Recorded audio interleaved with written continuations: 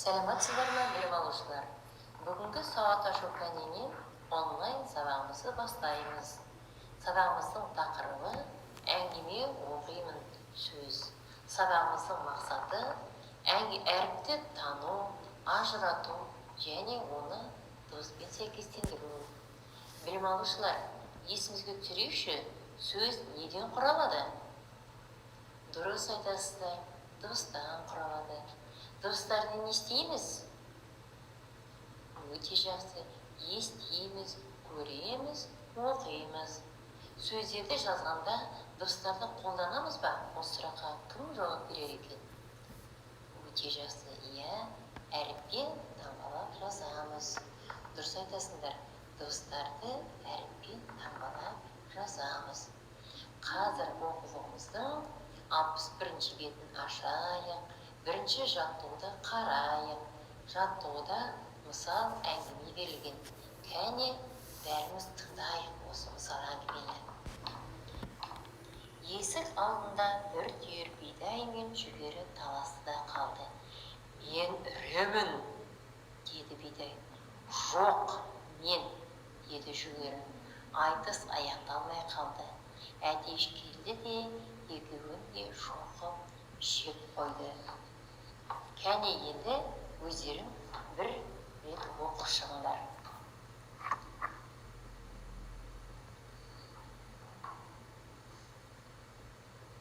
Жарайды, өздерің оқып шықтыңдар, не түсініңдер? Айта қойыңыздаршы. Өте жақсы, бидай мен жүгерінің әңгімесі. Дұрыс айтасыздар. Естеді олар? Өте жақсы, таласты. Дұрыс, өте жақсы. Айтысты. Екеуі айтысып тұрғанда әтеш не істеді? Екеуін жеп қойды. Өте жақсы, өте жақсы жауап беріп жатыр. Екеуінің арасында қандай жағдай туындап тұр еді? Өте жақсы. Айтысты, тартысты, күш сынасты. Дұрыс айтасыңдар. Екеуі де айтысты, тартысты. Айтыс немен аяқталды деп ойлайсыңдар? Өте жақсы. Әтеш айтысты, тоқтатты. Дұрыс айтасың. Не істеді тағы да? Жеп қойды. Дұрыс айтасыңдар. Екі адам айтысқан жерде қандай жағдай болады екен? Дұрыс. Айқай болады. Өте жақсы. Тағы не болады? Шоу болады. Ал ақылды әтеш жаймен келіп екеуінің айқайын басты. Қалай басты деп ойлайсыңдар? Өте дұрыс. Шоқып жеп қойды. Міне, керемет, жақсы. Енді білім алушылар осы мысалдың ішінде қарамен жазылған сөз бар екен. Соны тауып оқиықшы. Қай сөз? Өте жақсы. Ірімін деген сөз. Ал енді ірімін деген сөзге дыбыстық талдау жасайық. Өте жақсы дауысты. Өте жақсы дауыссыз. Өте жақсы дауысты. Өте жақсы дауыссыз. Өте жақсы дауысты. Дұрыс айтасыздар. Дауыссыз. Міне, жақсы дыбыстық талдау жасайық. Енді осы ірімін деген сөзді білім алушылар тағы басқа қандай сөзбен алмастырып айтуға болады екен? Кәне шапшаң тезірек ойланайық. Өте жақсы. Үлкенмін, мықтымын, керемет. Қол соғып қошемет көрсетіп тұрайық. Енді білім алушылар екінші жаттығуды жазбаша орындайық. Бұл жаттығуда көп нүктенің орнына сол сөзге мағынасы жоқ сөзді тауып жазу. Бізге мынандай сөздер берілген екен. Зілдей, суық, сәлемдесу, әдемі деген сөздер берілген. Сол сөздердің мағынасы жоқ сөздер бар ма екен, соны тауып жазамыз. Енді бәріміз орнымызға тұрайық.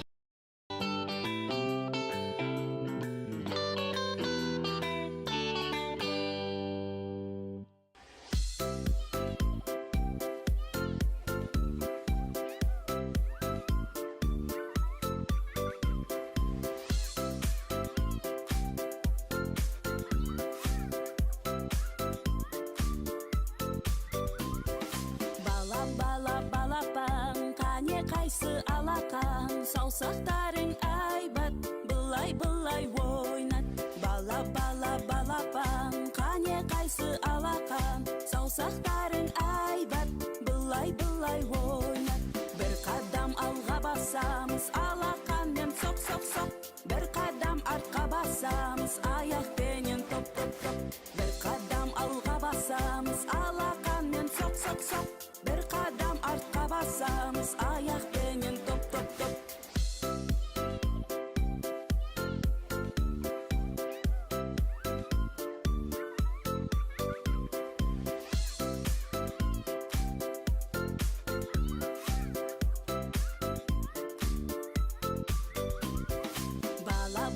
Балапан, қане қайсы алақан, саусақтарың айбат, былай ойнат. Балапан, қане қайсы алақан, саусақтарың айбат, былай ойнат. Бір қадам алға басамыз, алақанмен соқ. Бір қадам артқа басамыз, аяқпенен топ. Бір қадам алға басамыз, алақанмен соқ. Бір қадам артқа басамыз, аяқпенен топ.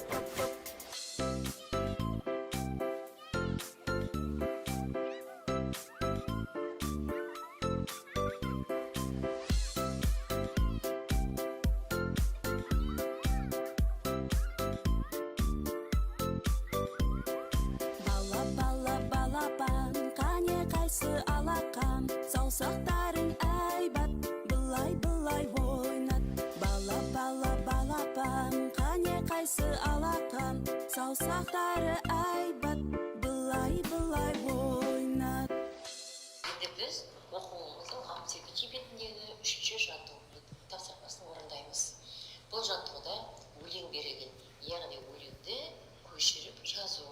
Көшіріп жазу дегенде біз қатесіз, таза, әдемі жазамыз. Ал бәріміз кірсек, өте жақсы. Енді жазу тапсырмасын орындап болсақ, осы өлеңді бәріміз жаттаймыз. Кәне бәріміз маған ілесіп, бірге айтайық, содан соң қайталайсыздар. Май алады сүттен, құрт алады сүттен, сүт алады молырақ, малын баптап күткен. Кәне кім қайталап айтар екен? Өте жақсы. Міне, сонымен біз өлеңді де жаттап алдық. Енді білім алушылар оқуымыздағы 4-ші жаттығу тапсырмасымен танысайық. Бұл жаттығуда қаймақ деген сөздегі әріптерді пайдаланып, мына бос ұяшықтарға сөздер құрап жазуымыз керек. Қайталап айтамын.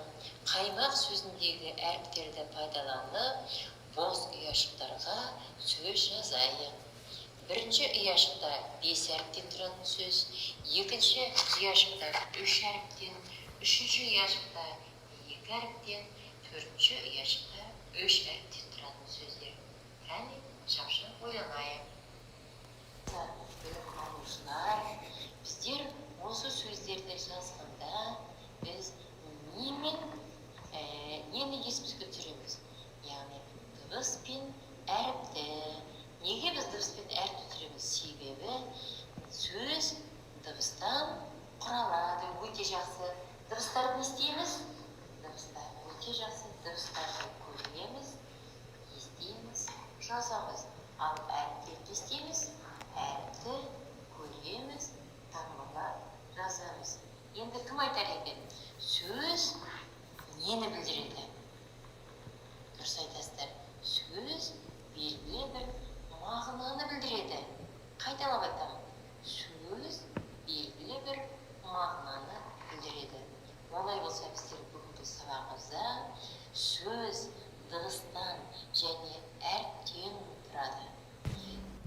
Дыбыстарды көреміз, естиміз, жазамыз. Әріпті көреміз, таңбалап жазамыз деп білімімізді толықтырдық.